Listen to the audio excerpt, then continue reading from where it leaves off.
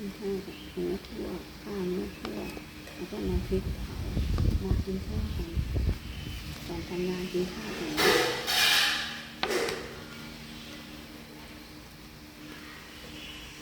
กินข้าวกันกินข้าวกัน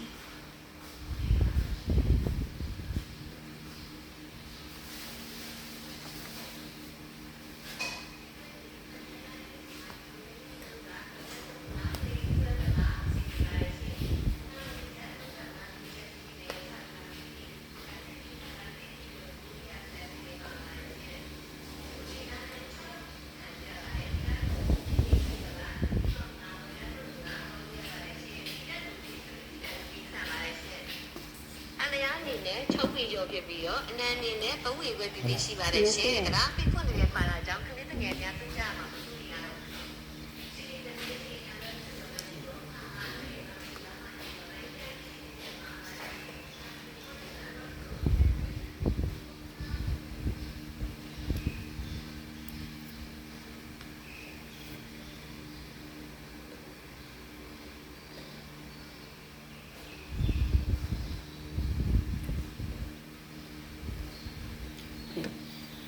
น้ำพริกเผ็ด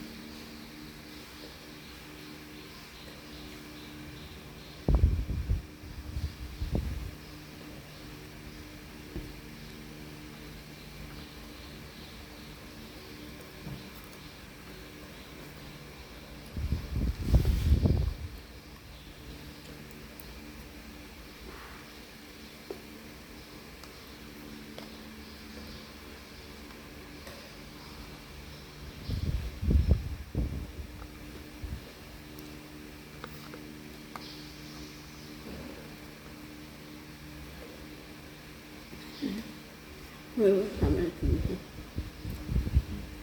จับในมะเขือพวก